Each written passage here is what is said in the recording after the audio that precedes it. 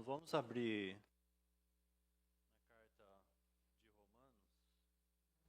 na carta de Romanos, capítulo 5. Romanos, capítulo 5, verso 12.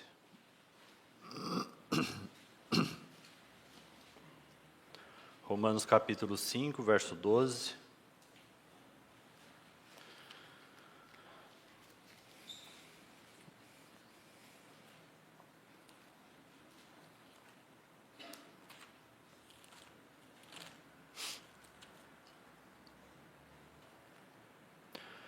Portanto, assim como por um só homem entrou o pecado no mundo, e pelo pecado a morte, assim também a morte passou a todos os homens, porque todos pecaram.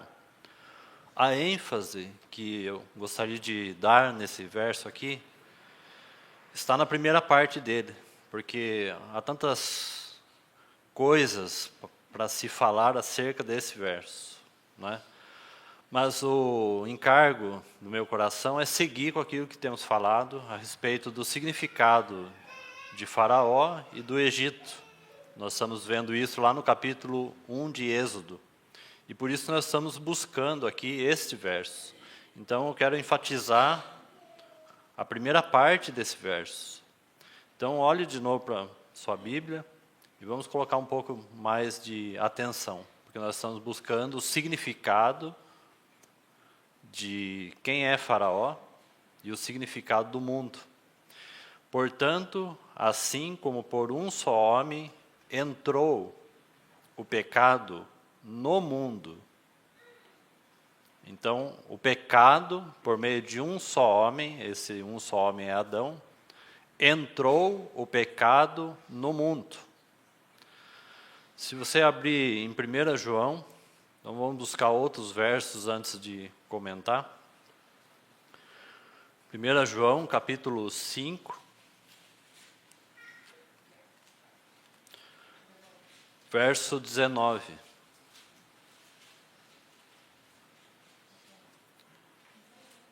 1 João, capítulo 5, verso 19. Sabemos que somos de Deus. Sabemos que somos de Deus. E que o mundo inteiro jaz do maligno. Então, por meio de um só homem, entrou o pecado no mundo. E o mundo inteiro jaz do maligno. Nós não vamos entrar no detalhe da palavra mundo, porque a palavra cita mundo como pessoas, mundo como coisas e o mundo de modo geral. O fato que quando o pecado entrou no mundo, todo o mundo está contaminado com o pecado. Então todo mundo o quê? Todo mundo coisas, todo mundo mundo e todo mundo pessoas do mundo. Porque o pecado, ele entrou no mundo. O texto não está dizendo que o pecado entrou em algumas partes do mundo. Ele está dizendo que o pecado entrou no mundo. Então o pecado entrou também em nós. E ele não ocupou algumas partes do nosso ser. Quando Adão caiu, esse pecado entrou no mundo, entrou na criação de Deus, entrou no homem por inteiro, por completo. Não é uma parte de nós que é pecaminosa e algumas partes são boas. Todo o nosso ser é pecaminoso. Todo o nosso ser é caído. Todo o mundo é caído. Todas as coisas do mundo estão caído. E o mundo está caído por causa da condição do primeiro homem. Então essa é a primeira nota com relação ao significado do Egito, que é o que nós estamos falando em Êxodo capítulo 1. Porque aquele capítulo 1 de Êxodo, irmãos, há tantas coisas importantes para ser consideradas. Talvez você possa pensar que não há muita coisa no capítulo 1 de Êxodo, mas há sim muita coisa. Não só com relação à nossa condição caída, no que diz respeito à nossa vida individual, mas especialmente a condição do povo de Deus porque ali, aquele capítulo fala de uma provisão e da libertação do povo de Deus, que está no mundo. Então, como já falamos mais de uma vez, mas desejo ser enfático com relação a isso, porque temo que essas coisas se percam na nossa memória e nos nossos corações. Nós devemos sim olhar, por um lado, a nossa condição natural depois da queda do indivíduo. Esse é um aspecto. Mas como falamos, irmãos, nós não podemos deixar de ver aquilo que tem antes da queda. Porque todas as coisas não passaram a existir pós-queda. Nós temos que retornar sempre ao antes. E o antes é o que está no coração de Deus. E como nós lembramos na última reunião, é por isso que nós podemos dar um brado, como foi lembrado hoje aqui, de Romanos 8, que nada pode nos separar do amor de Deus. Porque existe um glorioso antes. Sim, nós sabemos que por causa da obra de Cristo, a questão do pecado, o pecado foi destruído por causa da obra e do sacrifício de Cristo. Então o pecado pode não nos dominar mais. Esse é um aspecto da obra de Cristo. Mas quando nós vemos esse ponto de partida inicial que está em Deus, na eternidade, é assim que nós podemos compreender melhor Êxodo capítulo 1. Porque ali está falando de um povo que está cativo. Então sim, nós sabemos, mais uma vez, da nossa história. Como nós falamos. A nossa história começa como? Em delitos e em pecados. Não é? Estávamos mortos em delitos e em pecados. Mas, irmãos, essa não é a história no coração de Deus. Então nós temos a sua criação, o homem, aprisionado em um cativeiro. Porque o diabo, o pecado, é usurpador. Porque, irmãos, são essas coisas que vai trazer para nós, para a nossa compreensão e para a nossa vida no mundo. Como lidar até mesmo com as riquezas e as coisas do mundo que estão caídas. Sim, caídas por um aspecto, mas todas as coisas pertencem a Deus porque Ele é criador de todas as coisas. Então, quando Cristo vem realizar uma obra, Ele vem restaurar todas as coisas a Deus.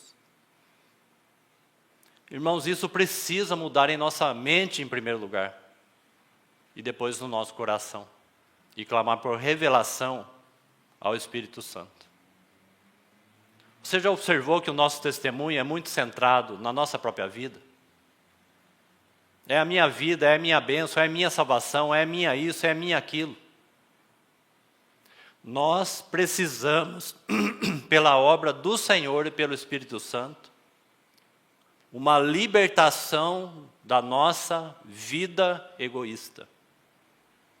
E isso só vai mudar quando nossa perspectiva de cristãos mudar. Caso contrário, observe, irmãos, sempre o testemunho que damos tem a ver mais conosco do que com a obra de Deus. Sim, nós falamos da obra de Deus para nós. Nós falamos da obra de Cristo para nós. Nós falamos do que Cristo fez para mim. E assim vai. E isto é, para nós, o maior cativeiro. É a maior prisão. Essa é uma grande evidência de que o mundo não está lá fora, ele está aqui dentro. Porque o mundo é egoísta em sua natureza. Mas nós recebemos a natureza de Deus. A natureza divina, para lidar com essa vida que foi contaminada com o pecado, lidar então com essa vida egoísta. E é na medida então que o nosso foco e visão vai mudando das coisas de Deus, é que nós vamos sendo tirados do centro das nossas próprias vidas. Irmãos, à luz da palavra de Deus, é por isso que Ele morreu. Ele não veio apenas para salvar indivíduos. mas ele veio para trazer de volta um povo para si mesmo. E por isso ele salvou indivíduos. E isso é bem diferente. E isso incomoda muito os nossos corações, porque mexe com esse ponto chamado egoísmo. Então o pecado se levanta e diz assim, mas e eu? Então Cristo não veio para me salvar? Sim, ele veio para te salvar. Mas há um propósito maior do que isso. Irmãos, que tristeza é para aqueles que anunciam o evangelho da salvação. E anunciam então essa semente bendita. E aqueles que vêm a crer no nome de Jesus e crer no evangelho de Deus. E não compreende, por falta muitas vezes dos próprios evangelistas e missionários, eles não compreendem o motivo pelo qual eles estão sendo salvos. E essa vai ser para esse indivíduo aquilo que deveria ser a maior felicidade, com o passar do tempo se tornará a maior infelicidade.